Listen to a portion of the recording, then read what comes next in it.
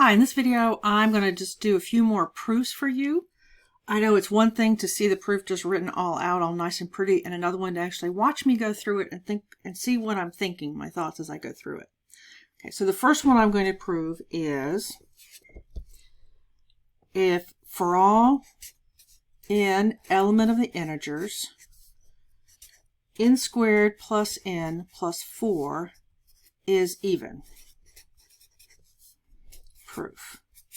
Well, the first thing I want to do is say let n be an element of the integers. Now, I'm going to go over here and think a minute. If n is an integer, n plus 1 is also an integer. I'm looking at this expression and say, okay, well, n squared plus n plus 4 can be written as n times n plus 1 plus 4. And I know that n and n plus 1 are consecutive integers.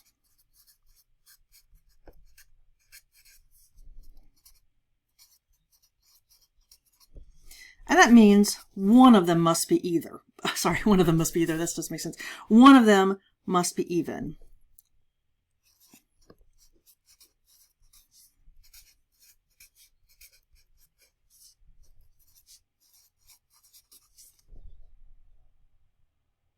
Okay, well, if n or n plus 1 is even, their product is even, and the sum of an even plus an even is even. So that's our proof. Okay, now let me write it down nice and pretty over here. Let n be an integer. That means that n times n plus 1 is even,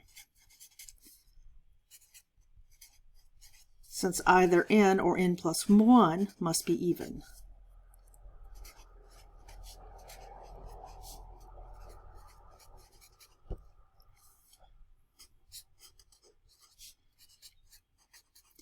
The sum of two even numbers is even, because we've proven that before.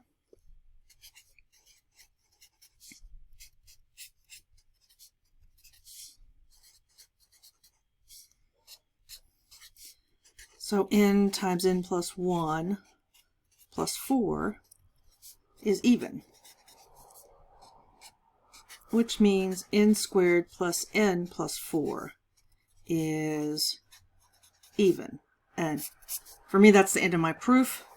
I can do a to-das statement and say, therefore I know that for all n element of the integers, n squared plus n plus 4 is even. Okay. Let's do another one.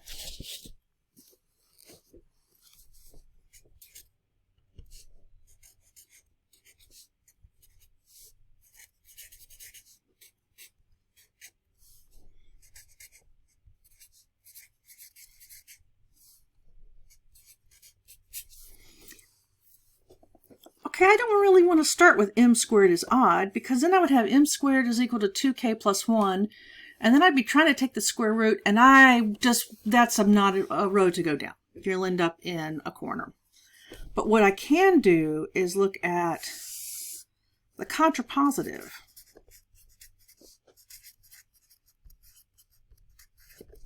Remember, the contrapositive has the same truth value as the implication, the original condition. So what I'm looking at is the contrapositive would be m is even implies m squared is even. And that I can, this is easier to do because m is simpler than m squared. So I can say, well, if m is even, it's equal to 2k, and then I can figure out what m squared is, as opposed to undoing a square. So I'm going to say proof by contrapositive.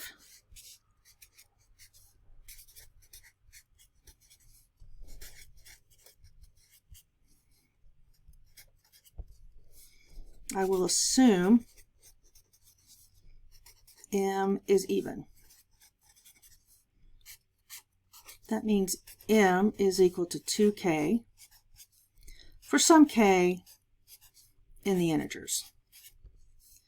Well, that means that m squared is equal to 4k squared which is 2 times 2k squared, which means m squared is even. Therefore, if m squared is odd, that implies m is odd.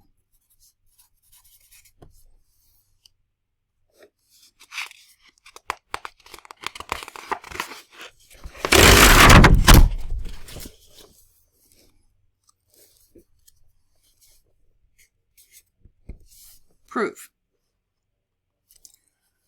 The square root of 2 is irrational.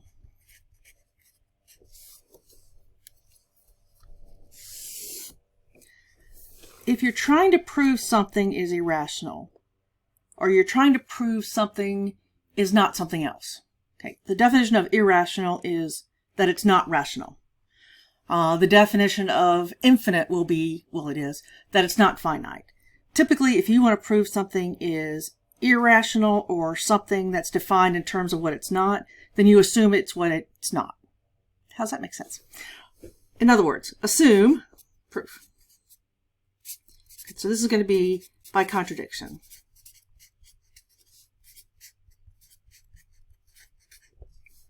Assume the square root of 2 is rational. Well, if that's true, the square root of 2 is equal to a over b for some a and b in the integers, b not equal to 0. Now, I don't like having fractions. I want to go back to where everything's an integer. So I'm going to write this as b times the square root of 2 equals a. Now, let's go over here and show you something. Let's say a was p times q. That's the prime factorization. It has a p and a q. Okay. If I square it, I have p squared, q squared. If a were equal to p squared q, I'm going to go ahead and stick a 2 in here. No, I'm not. Let's delete that. A squared is p to the 4th q squared. The reason, what I want to show you here is if you square a number, it will have an even number of any of its prime factors. Here I had 1p and 1q. When I square it, I have 2 of each. If a was p cubed, q, that's fine.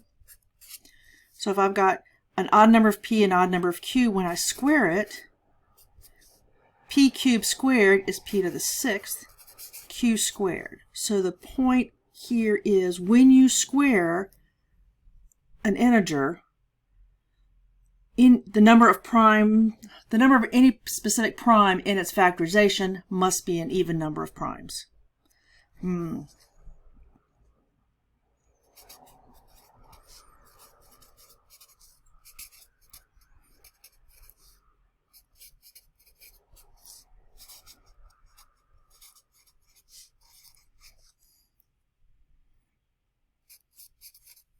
For each prime, I need to get a label.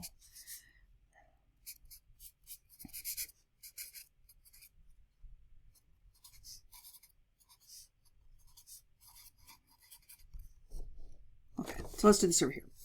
So I have b times the square root of 2 equals a, which means b squared times 2, sorry, I'm going to stick it in the front because it looks dorky there, equals a squared.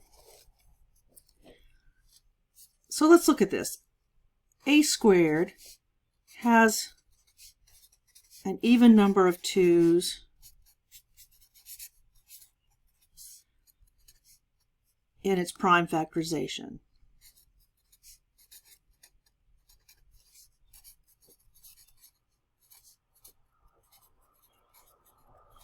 Because of this. And prime factorization is just where you write out all the primes. Actually, a squared and b squared both have an even number of 2's in their, their prime factorization. Have English second language here. Okay. But notice that on the left-hand side has an odd number of 2's.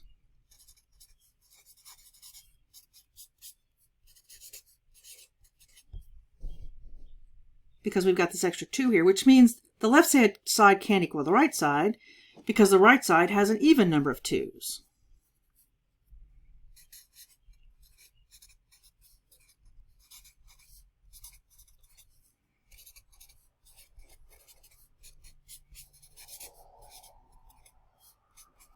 So they can't be equal.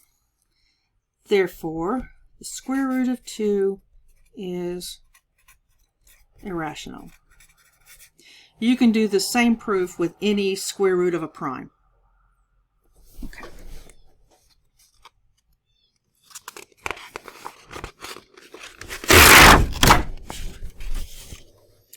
One last one for this one.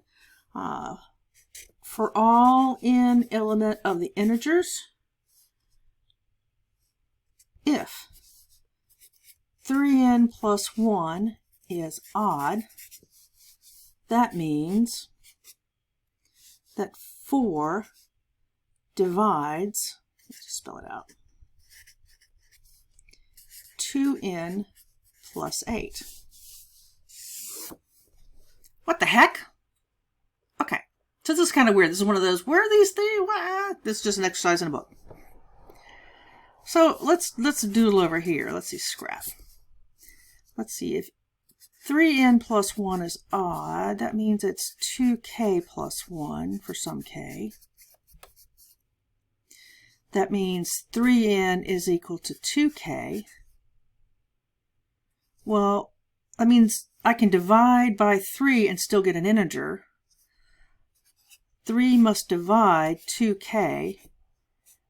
And since it can't divide 2, that means it has to divide k, which means k is equal to 3k bar for some k in the integers. So now I have 3n is equal to 2 times 3k bar, which means n is equal to 2k bar. So n is even.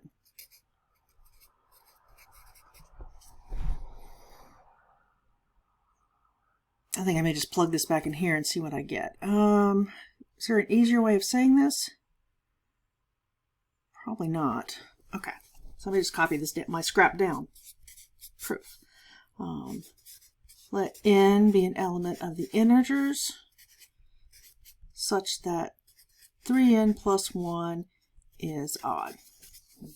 That means 3n plus 1 is equal to 2k plus 1.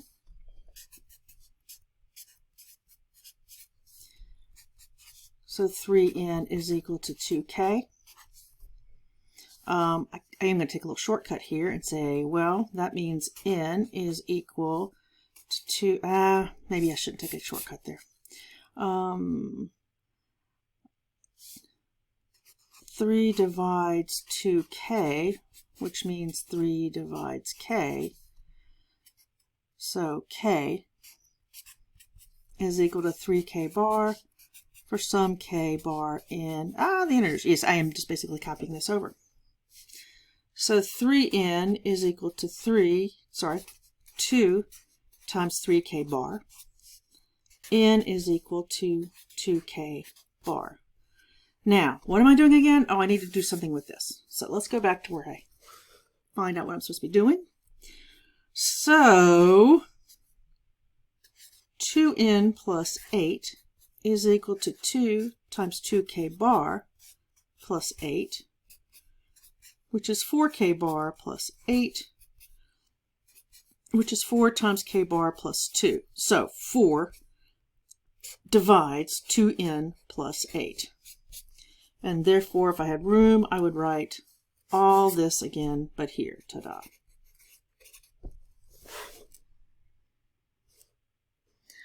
Even though it looks weird, just work on the beginning and then work at where you're going. find a better way of, you want to be able to get this into equations. And I think that's a good place to stop.